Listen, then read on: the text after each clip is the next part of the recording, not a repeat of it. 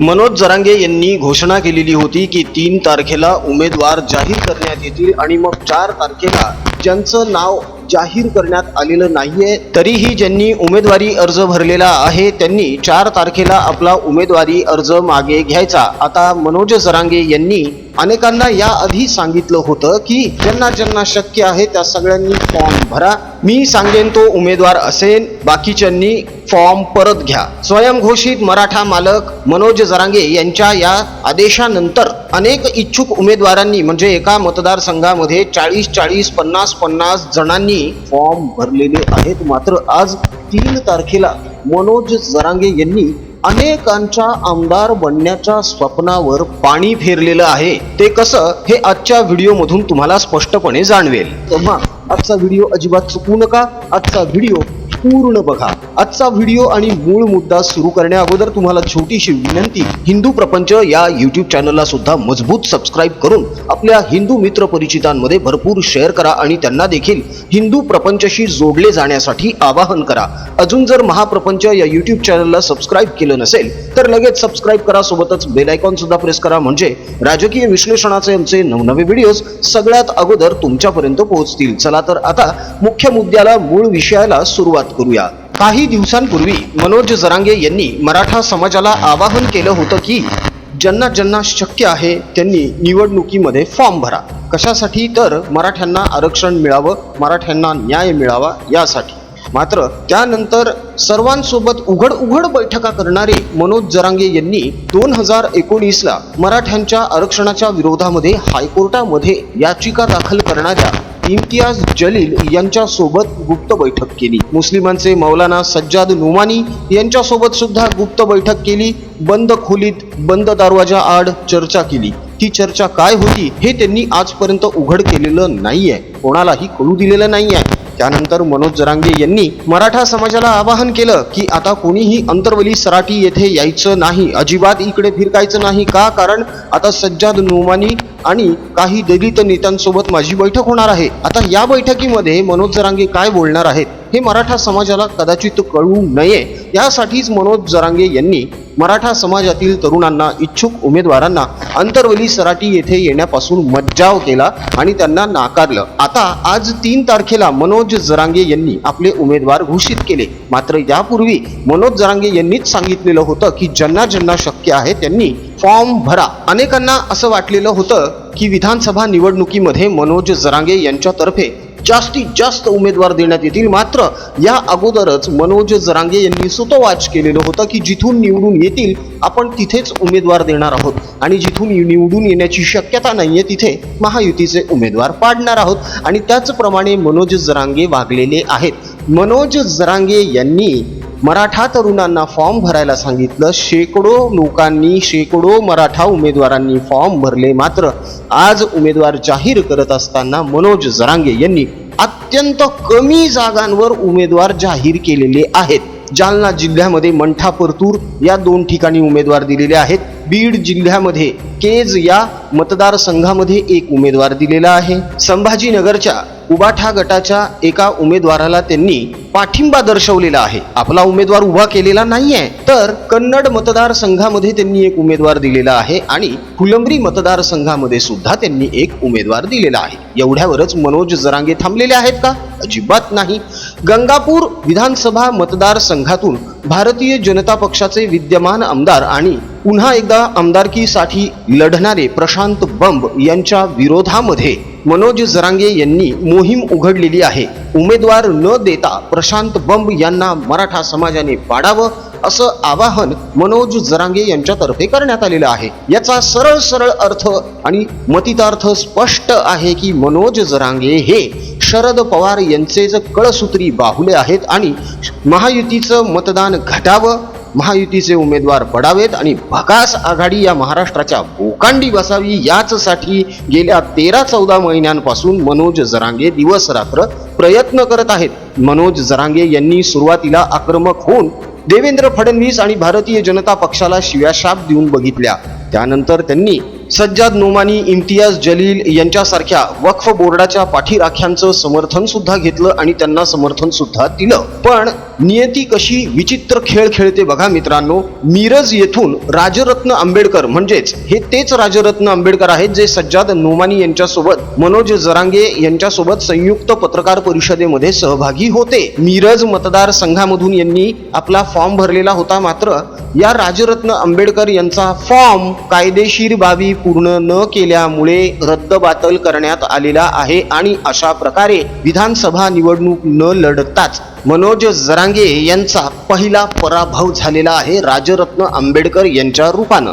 राजरत्न आंबेडकर या अगोदर असं बोललेले होते की मी कायदेशीररित्या मराठ्यांना आरक्षण मिळवून देण्याचा प्रयत्न करेन. ज्या माणसाला स्वतःचा आमदारकीचा अर्ज सुद्धा व्यवस्थित भरता येत नाही, त्यातल्या कायदेशीर बाबी यांना पूर्ण करता येत नाहीत आणि हे मराठ्यांना म्हणे कायदेशीररित्या आरक्षण मिळवून देणार आहेत, ते सुद्धा सुप्रीम कोर्टामध्ये. हा सगळ्यात मोठा विनोद आहे. मनोज जरांगे यांनी अत्यंत कमी ठिकाणी उमेदवार दिलेले आहेत आणि सगळ्याच ठिकाणी महायुतीचे उमेदवार पाडा असं सांगितलेलं आहे. मनोज जरांगे यांनी आणखी एक स्टेटमेंट असं केलेलं आहे की हिंदूच आमच्या आरक्षणाच्या विरोधात आहेत, मात्र आमच्या आंदोलना उपोषणादरम्यान मुसलमान आम्हाला एक एक ग्लास पाणी वाटत होते. अहो, एक प्लेट बिर्याणी आणि एक ग्लास पाणी यामध्ये मनोज जरांगे यांनी मराठा समाजाचं नुकसान करून ठेवलेलं आहे.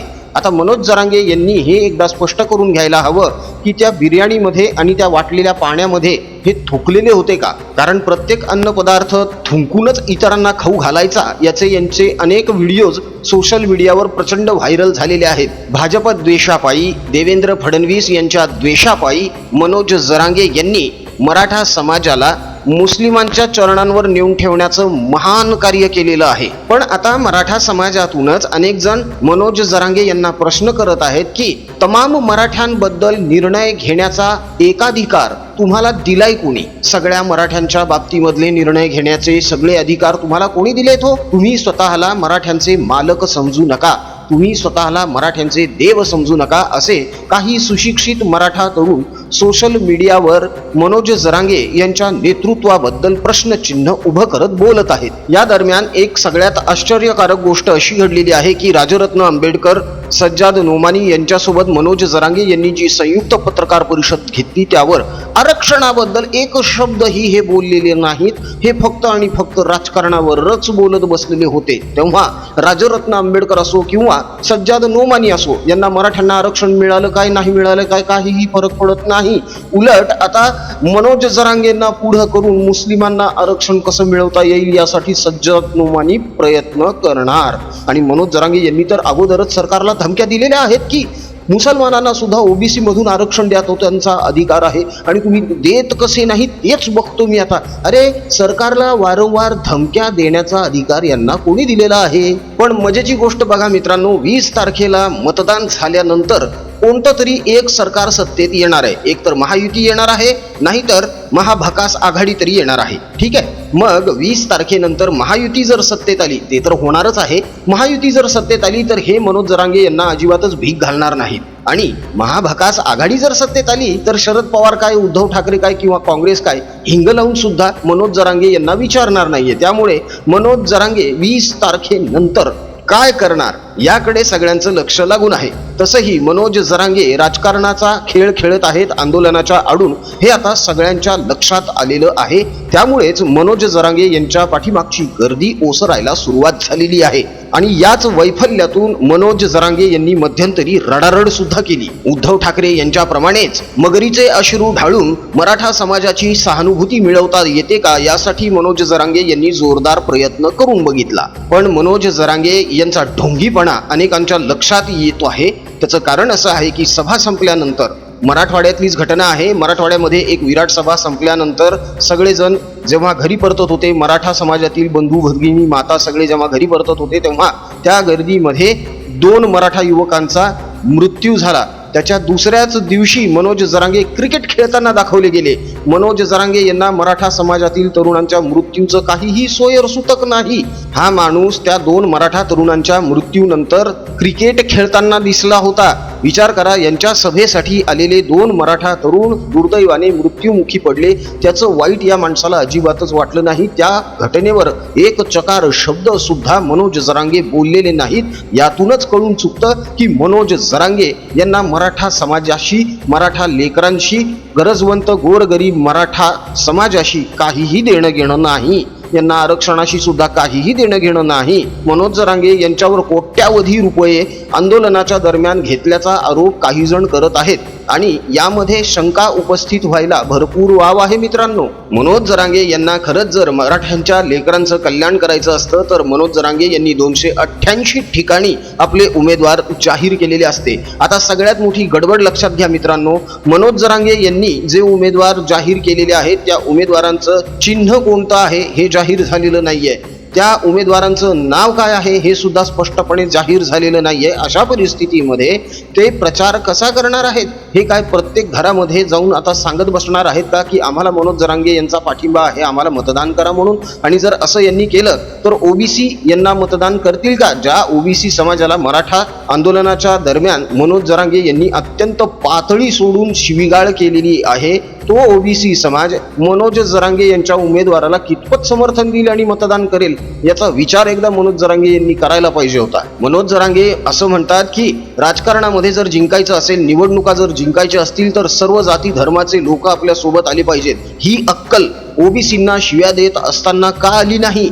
ही अक्कल देवेंद्र फडणवीस यांची जात काढत असताना का आली नाही? कारण मनोज जरांगे यांना त्यावेळी फक्त मराठा तरुणांची माथी भडकवायची होती आणि मराठा समाजाला भरकटवायचं होतं, दिशाहीन करायचं होतं. या अगोदर सुद्धा अनेक वेळा सिद्ध झालेलं आहे की मनोज जरांगे हे अनगाइडेड मिसाईल आहे. त्यांना स्वतःची काही दिशा नाही, काही धोरण नाहीये, विकासाचा कुठलाही दृष्टिकोन नाहीये. अनपढ अशिक्षित माणूस ज्याप्रमाणे बरळत असतो त्याचप्रमाणे मनोज जरांगे यांचं भाषण आणि पत्रकार परिषदा असतात. त्यामध्ये विचारापेक्षा करमणूकच जास्त होते आणि त्या करमणुकीला लोक टाळ्या वाजवतात आणि अनेकांना असं वाटतं की बघा मनोज जरांगे यांना किती समर्थन मिळतंय. खरं तर अनेक जण यांना विनोदवीर म्हणायला लागलेले आहेत. हास्य जत्रा बंद पडेल हो यांच्या या विनोदी भाषणांमुळे. मित्रांनो, 288 जागांवर मनोज जरांगे यांनी आपले उमेदवार जाहीर केलेले नाहीत. त्यावरूनच लक्षात येतं की मनोज जरांगे यांनी गेल्या 14 महिन्यांपासून जो राजकारणाचा खेळ मांडलेला होता तो केवळ आणि केवळ महाभकास आघाडीला महाराष्ट्राच्या बोकांडी वसवण्यासाठीच मांडलेला होता. शरद पवार, उद्धव ठाकरे आणि काँग्रेसच्या उमेदवारांना मदत करण्यासाठीच मनोज जरांगे यांनी आंदोलनाचं ढोंग केलेलं आहे, रडारडीचं नाटक केलेलं आहे. आणि आता ते मुस्लिम मौलाना सज्जाद नोमानी जे वक्फ बोर्डाचे पदाधिकारी आहेत, जे मुस्लिम पर्सनल लॉ बोर्डाचे पदाधिकारी आहेत, वक्फ बोर्डाचे प्रवक्ते आहेत, त्यांच्यासोबत हातमिळवणी करत आहेत, म्हणजेच त्यांना बळकटी देत आहेत. एक प्रकारे हे वक्फ बोर्डालाच बळकटी देण्याचं काम चालू आहे. अशा मनोज जरांगे यांच्या उमेदवाराला मतदान करून वक्फ बोर्डाला बळकटी द्यायची आहे की नाही हे मात्र मतदारांनी ठरवायलाच पाहिजे. तेव्हा 20 नोव्हेंबरला मतदान करत असताना हिंदू हा विचार डोक्यात ठेवूनच मतदान करा, हिंदू म्हणूनच मतदान करा, एवढंच आमचं कळकळीचं आवाहन आहे. कोणाला मतदान करायचं हा ज्याचा त्याचा वैयक्तिक अधिकार आहे, मात्र मतदान करत असताना आपण कोणाला मतदान करतोय याचा सारासार विचार सतसत विवेक बुद्धीने करायलाच हवा मित्रांनो.